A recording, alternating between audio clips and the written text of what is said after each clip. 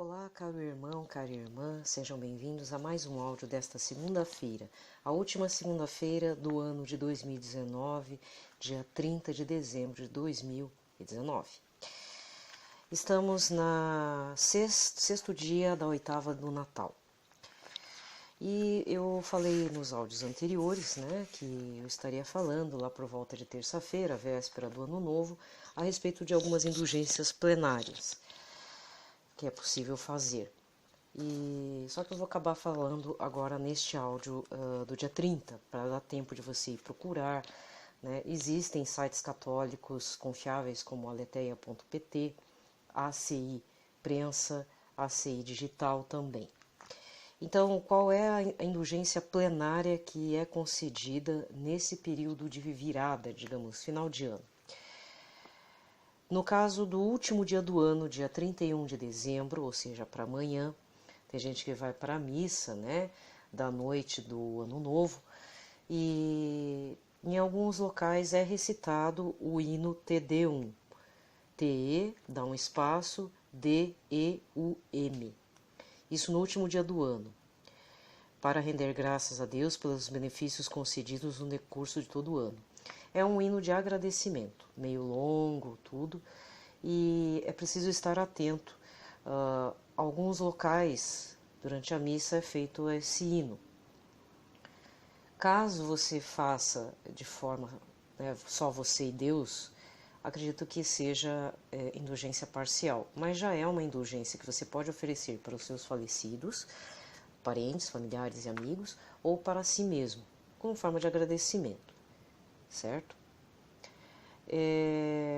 No caso do hino Te Deum, a indulgência é parcial ao fiel que, começando e concluindo o dia, então você pode estar fazendo o hino durante o correr do período, do ano, no começo e na conclusão de uma tarefa, e antes e depois da refeição. Não, desculpa, isso aqui é que eu estou lendo um manual de indulgências, que é Indulgências e Orientações Litúrgico-Pastorais. Não é isso. Errata, desculpa. O Te Deum acontece apenas no dia 31, tá? Após as 18 horas, que a liturgia já é a liturgia própria para o período já do Ano Novo. Então, é um hino longo, mas não é difícil de você encontrar. Acredito até que durante a missa que o Papa faz na virada, Papa Francisco, é recitado esse hino. Isso que eu falei agora, esse começando e concluindo o dia, do concede-se indulgência parcial, na verdade são orações de súplica e ação de graças, legitimamente aprovadas, tem legitimidade da arquidiocese, da diocese, do bispo e até do Vaticano. Então tem como exemplos o Inspirai, ó Deus, o Aqui Estamos, Divino Espírito Santo, Nós vos damos graças, Senhor, aí abençoai, Senhor, Senhor Deus Todo-Poderoso, ouvi no Senhor Santo, vinde, ó Santo Espírito, enchei os corações dos vossos fiéis, acendei neles o fogo do vosso amor. Esses são para o dia a dia. Quem sabe um propósito aí para você ter indulgências parciais que você pode fazer várias vezes ao dia. Com relação à indulgência plenária do dia 1º de janeiro, é a recitação do hino Veni Creator, mas isso no primeiro dia do ano, para implorar a proteção divina para todo o restante do ano. E também esse hino pode ser recitado e é concedido a indulgência plenária na solenidade de Pentecostes, que é também logo depois da Páscoa, certo? E aí é importante, a indulgência plenária você só faz uma vez por dia, ao contrário da indulgência parcial, que você pode fazer várias vezes durante o dia, mas lembrando que o termo é esse: para lucrar as indulgências para a sua alma, para a sua vida, ou para alguém falecido, almas do purgatório, é necessário ter 3 requisitos, que é sempre falado, três situações importantes. Primeiro, confissão em dia, se você não puder fazer, de qualquer forma, faça a indulgência plenária, num prazo de 7 dias, antes ou depois é necessário a confissão bem confessada. Depois fazer as orações para o Papa Francisco, ao Papa. Mesmo que não fosse Papa Francisco, fosse outro Papa, é necessário fazer sempre para o Papa a qual nós estamos sob sua proteção, sob sua liderança no pontificado. Geralmente é um Pai Nosso, uma Ave Maria ou um Glória ao Pai, ou um Creio, um Pai Nosso e uma Ave Maria. Mas é necessário dedicar essas orações ao Papa Francisco e dizer que tem a disposição de receber a indulgência plenária ou ceder esta indulgência, seja parcial ou plenária, para as almas do purgatório, almas falecidas, né? E outra coisa, fazer exatamente a indulgência. Então, dois livros que eu considero muito essencial para o católico cristão é esse que eu falei para você, né, um material impresso, que é o Indulgências, Orientações Litúrgico-Pastorais, da editora Paulus, que tem como sua edição atual a do ano de julho de 1999, quarta edição. Ela já está na sua quarta reimpressão, apesar de ser a quarta edição, já é a quarta reimpressão de 2015, então é o material assim que eu tenho. Eu já baixei um material antes deste período, em PDF, porque às vezes a gente está com pressa, né, e nessa época do ano a gente não vai lá para comprar livro, né, tá em férias, tá na praia, tá em qualquer outro lugar, fora, né, da região, e a gente não tem, da nossa própria região, e não tem como ir na livraria católica, e não é toda a livraria católica que tem esse material. Então, o que acontece? Às vezes, na pressa, você baixa lá o material em PDF, e aí é antes dessa quarta reimpressão de 2015. O que acontece? Eu vi diferenças. Aí, o que acontece também? Na dúvida, existe o livro O que são as indulgências, da editora Cleófas, do professor Felipe Aquino, que eu sempre super indico, porque ele fala de uma forma mais mastigadinha, né, explicativa mesmo, e coloca as orações necessárias para serem feitas as indulgências, sejam parciais ou plenárias, então não tem como errar. Que nem aqui, eu vou ler aqui a cláusula e aí eu pensei que era sobre o hino Te Deum e já fui falando de outra coisa, né? Então, esse material aqui da Paulus, ele é o documento original, né, aprovado, tudo, que aqui, pelo menos no Brasil, são as orientações para nós fiéis, né, leigos, para estarmos lucrando as indulgências, seja para nossas vidas ou para os falecidos, né? Você não, sim, outra coisa, você não faz as indulgências para outra pessoa viva.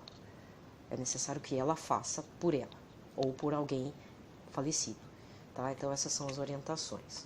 Mais detalhes, esses materiais que eu falei para vocês. O livro do professor Felipe Aquino, que já ajuda bastante para quem está começando, para quem quer fazer, para quem se interessou. Eu acho que é muito válido se informar sobre as indulgências. Particularmente, eu não gosto desse termo lucrar, mas é o termo que é usado. É que nem, né, dentro da igreja. É que nem aquele termo também, fazer uma atualização. Por exemplo, nesse período de advento, já, né, estamos no período de Natal, foi atualizado o nascimento de Cristo.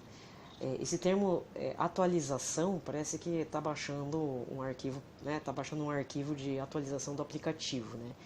Mas é o termo que a Igreja Católica usa, se utiliza para se fazer entender. E tem outras questões, por exemplo, questões históricas, lá quando você vai estudar história mundial, lá no período do 5º ao 9º ano, tem lá o problema das indulgências.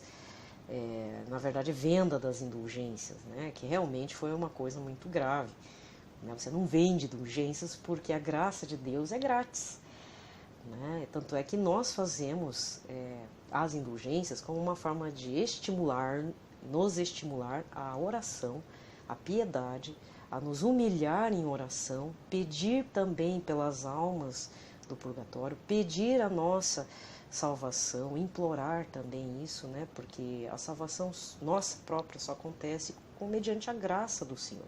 É pela vontade de Deus, né, que somos salvos. Tem isso também. É lógico que você vai ouvir coisas assim, eu já ouvi isso até de padres. Não estou reclamando, tá? Não tô criticando, mas eu já ouvi Se eu professar que Cristo é o Senhor, estou salvo. Mas aí eu começo a meditar a respeito, então eu vou mais além a respeito disso. É necessário também que a graça do Senhor esteja habitando em nós, para que a vontade do Senhor prevaleça nessa questão da salvação. Ou seja, tirando em miúdos e resumindo tudo, e incluindo a questão das indulgências, do uso, de serem feitas as indulgências todo dia, por exemplo.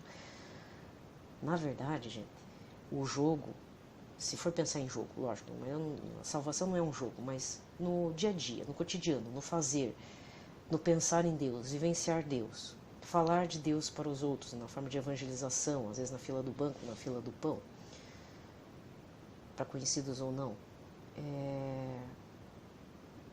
nada está ganho. É como São Paulo fala numa das suas cartas, que ele já está prevendo, ele já sabe, a alma dele já sabe que vai ser martirizado, vai padecer em nome de Cristo e vai morrer. Já chegou o momento do sacrifício dele. Ele fala, eu completei a corrida pela fé e tudo, e eu tenho medo de que ele fala, ele tem uma dúvida, aí que tá, uma dúvida muito interessante, provocativa. Eu ajudei tantos os outros levando a palavra, fazendo a salvação, fazendo o batismo, pedindo que houvesse a efusão do Espírito Santo, e eu não sei se eu vou receber o céu. Então, em uma das suas cartas ele fala, ele fica nessa dúvida, uma dúvida que realmente ficamos no vácuo com relação a Deus, com relação à nossa crença a Jesus, a nossa vida em Jesus e para Jesus. Todos os santos, principalmente os santos, assim, aqueles santos, né? A maioria fala, Senhor, será que eu mereço o céu? Será que eu vou conseguir? Ainda vem aquela questão, né? Conseguirei ir para o céu, eu tão pecador? Porque aí, sob a luz do Espírito Santo, vem todos os pecados, todas as misérias humanas, tudo, as maldades do coração. Porque os santos pecaram enquanto estiveram em vida, né? Agora estão na glória do Senhor. Então é preferível sempre implorar, Senhor, se for da sua vontade a minha salvação, que eu possa me arrepender dos pecados, que eu possa estar fazendo essa indulgência para um familiar meu, não peço por mim, peço por outra pessoa. E no caso do Brasil, realmente eu não vejo padres falando sobre indulgências. É muito pouco. Eu ainda ouço lá na Europa, Portugal, né? Alguns canais no Instagram que eu sigo, tem 1 ou 2 canais, perfis que falam das indulgências, educando mesmo. Eu acho que é importante estarmos fazendo, porque apesar do termo meio negativo do lucrar as indulgências, é preferível fazer as indulgências como um ato de amor católico, de amor cristão, né? Sacrifício, vou fazer para fulano que faleceu, porque eu não sei se está no inferno, acredito que esteja no purgatório. Farei para aquela familiar que faleceu. Olha, a pessoa pode ser a pessoa que morreu pode ter sido a pior pessoa do mundo. Faça algo por ela também. Faça mesmo. Faça, porque quem decide se vai para o inferno ou não é Jesus. Só Ele que pode definir isso. Nós não temos como saber. Né? Ninguém está assim como certos beatos e santos que tiveram visões das almas do purgatório, né? Ou tiveram visões do inferno. Muito raro. E, falar bem a verdade, eu acho que não é salutar para nós leigos, né? Acho que a maioria que fala, os santos que relataram tiveram sensações ruins, ficaram perturbados um pouco. Mas enfim, já falei das indulgências, né? Gastei um tempão aqui, 15 minutos falando, e eu sempre toco nessa tecla mesmo, eu gaguejando mesmo, dando uns perdidos aí, porque é importante, é uma experiência muito interessante. Eu fiz a experiência das indulgências, principalmente a plenária, na época que o Papa Francisco, em 2016, abriu a Porta da Misericórdia, e coincidiu de eu ter retornado para a Igreja Católica, e coincidiu também de ser num local próximo da minha casa.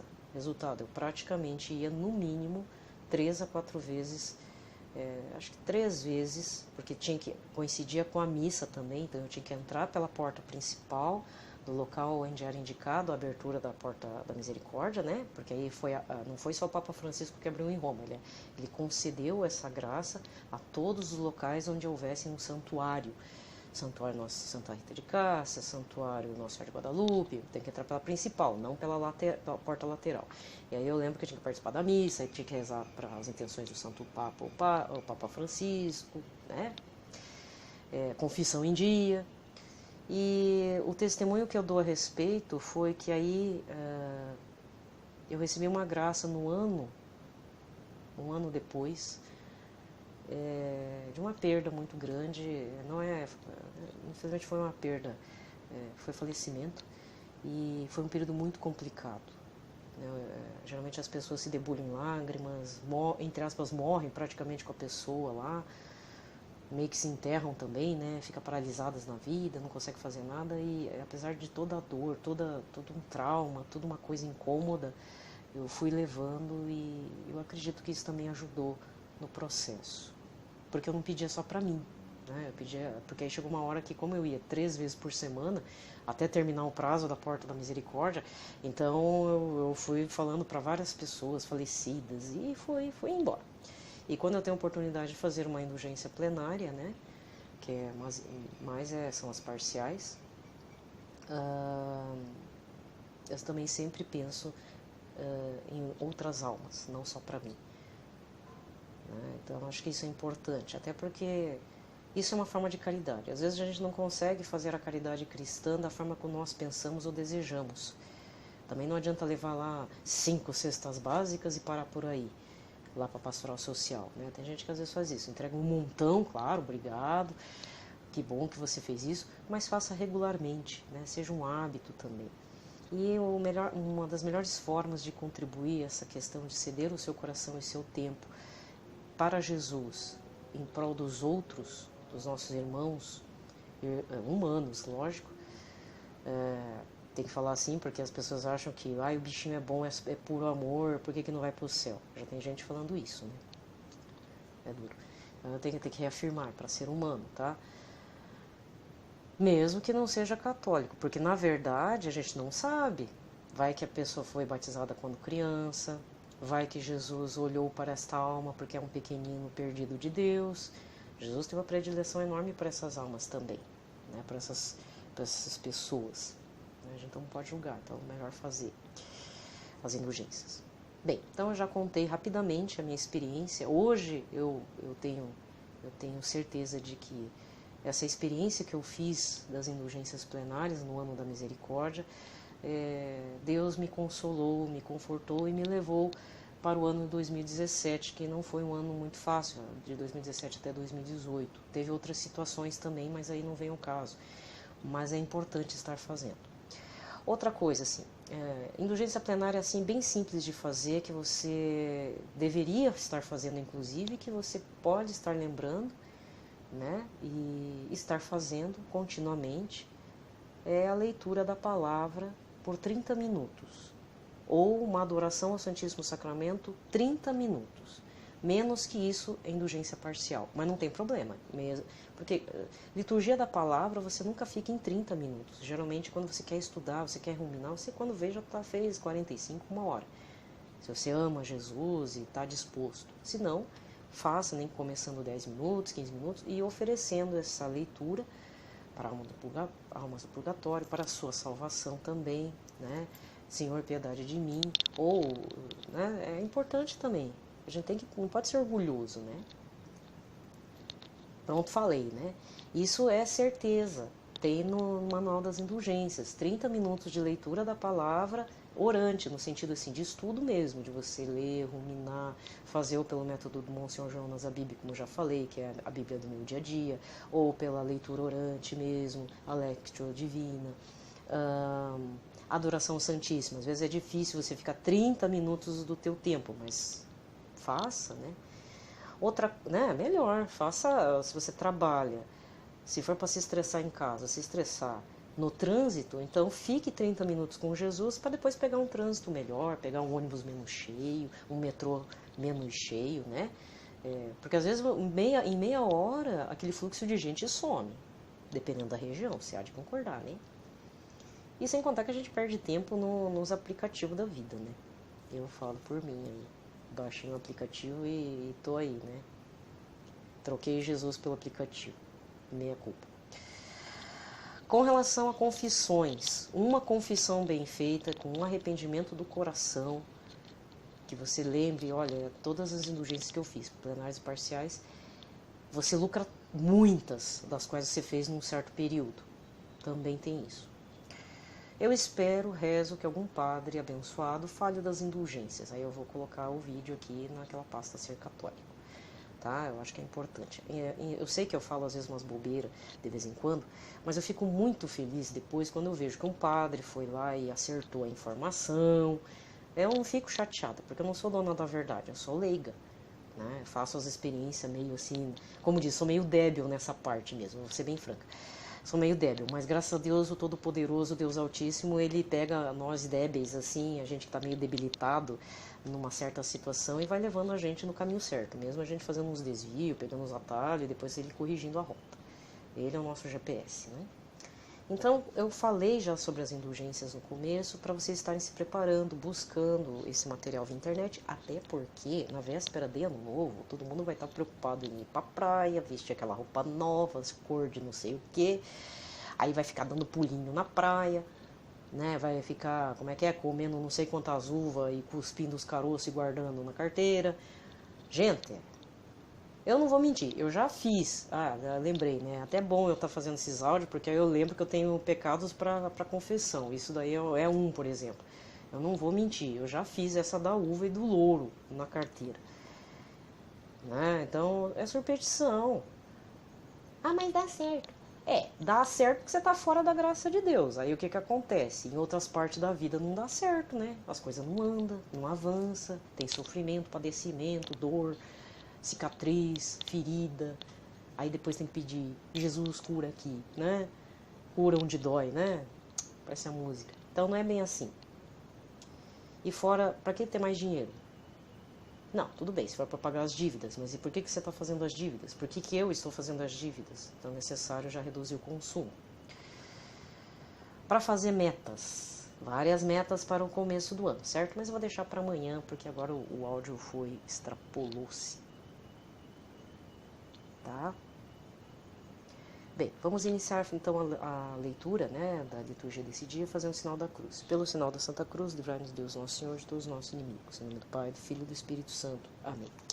A primeira leitura está na carta de São João, na primeira carta de São João, capítulo 2, versículos 12 a 17. Eu vos escrevo, filhinhos, os vossos pecados foram perdoados por meio do seu nome. Eu vos escrevo, pais, vós conheceis aquele que é desde o princípio, e eu vos escrevo, jovens, vós vencestes o maligno. Já vos escrevi, filhinhos, vós conheceis o Pai. Já vos escrevi, jovens, vós sois fortes, a palavra de Deus permanece em vós e venceste o maligno. Não ameis o mundo, nem o que há no mundo. Se alguém ama o mundo, não está nele o amor do Pai. Porque tudo o que há no mundo, as paixões da natureza, a concupiscência dos olhos e a ostentação da riqueza, não vem do Pai, mas vem do mundo. Ora, o mundo passa e também a sua concupiscência, mas aquele que faz a vontade de Deus permanece para sempre. Palavra do Senhor. O responsório desta segunda-feira está no Salmo 95, com o refrão: o céu se rejubile e exulte a terra. O céu se rejubile e exulte a terra. Ó família das nações, dai ao Senhor as nações, dai ao Senhor poder e glória, dai-lhe a glória que é devida ao seu nome. O céu se rejubile e exulte a terra. Ofereci um sacrifício nos seus atos, adorai-o no esplendor da santidade, terra inteira estremecei diante dele. O céu se rejubile e exulte a terra. Publicai entre as nações, reina o Senhor, ele firmou o universo inabalável e os povos ele julga com justiça. O céu se rejubile e exulte a terra. O céu se rejubile e exulte a terra.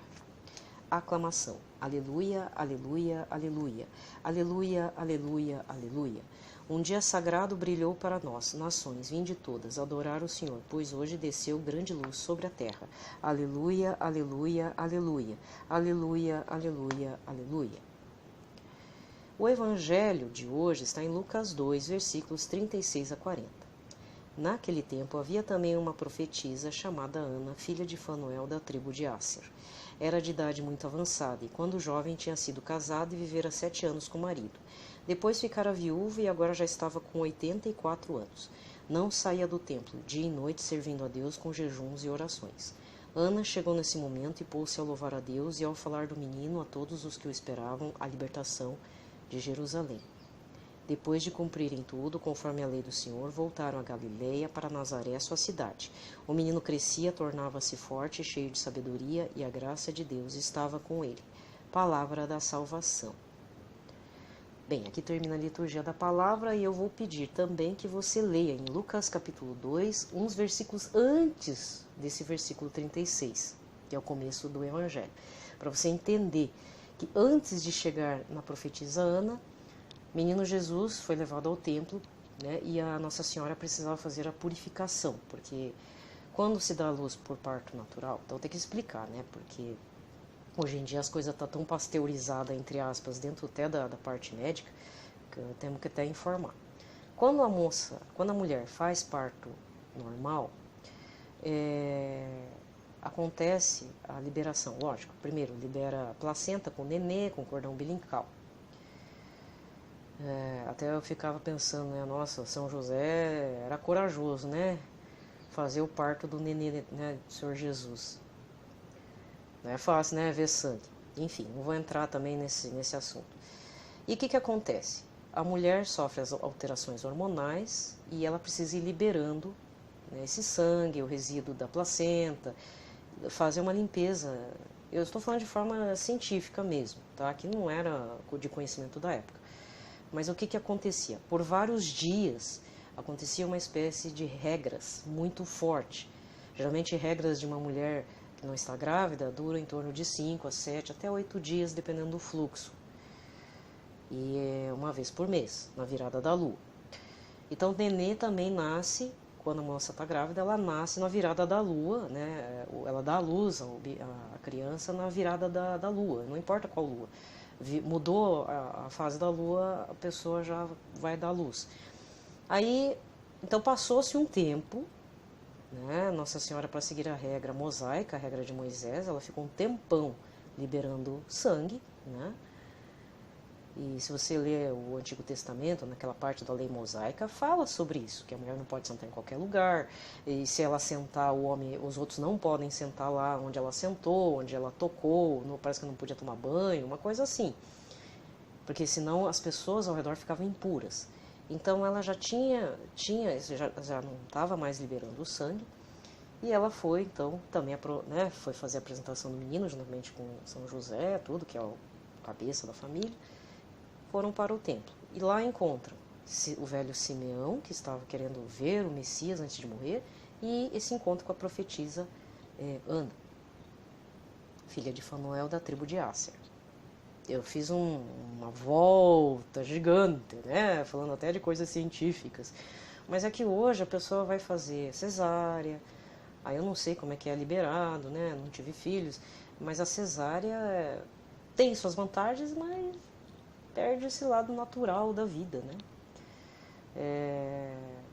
Qual que é a vantagem de fazer cesárea? Pelo menos a criança não fica sufocada, se descobre a tempo que está com o cordão umbilical ao redor, evita-se da criança ficar com falta de oxigênio no cérebro, que aí pode causar deficiência mental, deficiência física, inclusive, né? Então, a vantagem da cesárea é preservar a vida da criança, o bem-estar da criança e a vida da mãe, inclusive. O parto natural é mais complicado porque depende de vários fatores e muitas vezes não acontece a dilatação da forma correta, né? Enfim, falei. Bem, então eu dei o pitaco, nossa, um pitacão enorme. Hoje eu espero que você, se você não conseguir fazer as indulgências plenárias, eu desejo para todos nós façamos alguma indulgência ou algumas indulgências como meta em 2020. Tá? Então fiquem em paz, na paz de Cristo, do menino Jesus que nasceu no meio de nós, juntamente com a Sagrada Família, Nossa Senhora e São José. Paz e bem.